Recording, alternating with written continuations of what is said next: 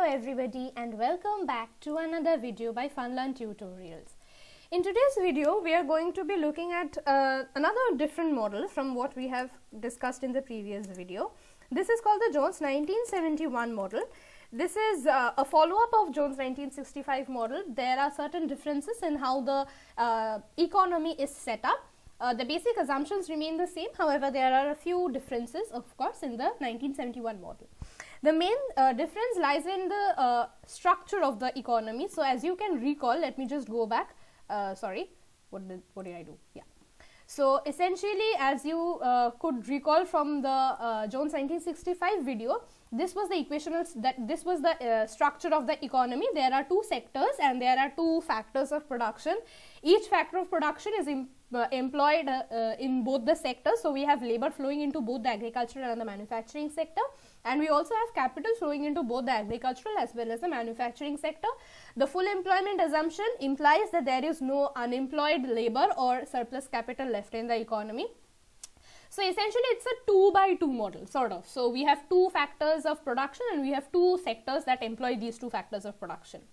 This setup essentially is tweaked a little in the Jones 1971 model. So we still have two sectors of the economy. So we still have agricultural sector, which remains as the exportable sector of the economy, which means the output of the agricultural sector is sent out to the rest of the world. And we also have the manufacturing sector, which still acts as the import competing sector, which means the output of the manufacturing sector is released into the domestic market, as well as some amount of manufacturing sector may be imported from the rest of the world, which means that the domestically produced manufacturing sector essentially competes from the import from the rest of the world, which essentially hence the name import competing sector. So these two sectors remain the same. There is no change in the way of the structure of the sectors. The main change is in the factors of production. So as you can recall, there are two factors of production.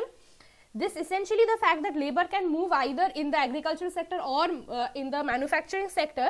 This is called the mobility of factors of production. As you can recall from the assumptions, this assumption was also mentioned there.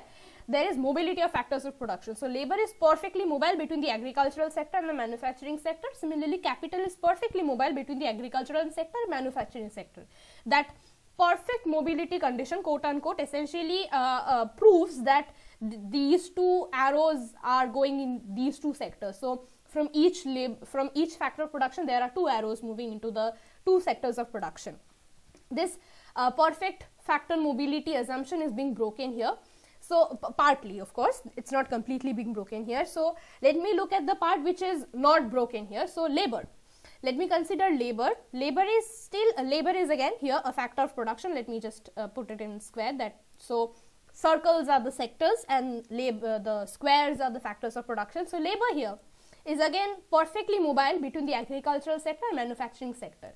So the labor can wake up in the morning and decide, do I want to get employed in the agricultural sector or do I want to get employed in the manufacturing sector? Whatever he or she decides, they can perfectly move between the two sectors. So this part retains the factor mobility condition. Hereafter, we break the factor mobility condition. If I were to follow the previous condition, I would have put K over here and I would have said that, okay, capital is also perfectly mobile between these two sectors. So capital can also wake up in the morning and decide whether it wants to move into the manufacturing sector or whether it wants to move in the agricultural sector. This assumption, the latter part, is being removed here. So capital cannot move into the agricultural sector. Essentially, agricultural sector no longer employs capital. It only employs, the capital is only employed in the manufacturing sector. So does that mean agriculture only uses labor? No. Agriculture uses another type of capital essentially. It uses something called land. Land is essentially termed or considered to be the agricultural capital. It's a traditional capital. It's a backward type capital which is used only in the agricultural sector. Again, land does not move into the manufacturing sector. Only capital, that is the advanced capital, moves into the manufacturing sector and the land moves into the agricultural sector.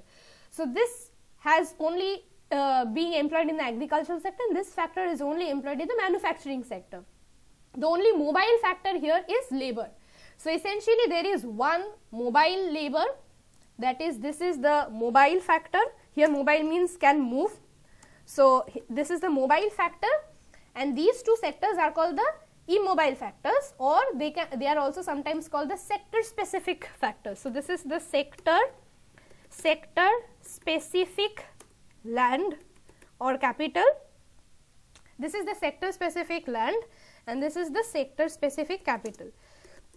Sector specific capital.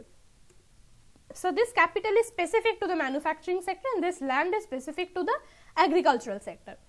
This is the basic difference of the setup as compared to the Jones 1965 model. In the Jones 1965 model, capital was perfectly mobile within the agricultural sector and the manufacturing sector, whereas in the Jones 1971 model, there is sector specificity involved in the structure of the economy, and essentially there are two types of capital. You can either assume them to be advanced capital or backward capital, or you can assume them to be capital or land, whichever. There are essentially sector specific capital. So there are some factors which do not move from across the sectors, and they are essentially specific. That is why we use the term sector specific. These factors of production are specific to some sectors, hence the term sector specific.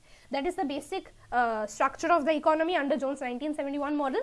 And again, based on this structure, we can compose the equational system of the model, which will be discussed in the next video.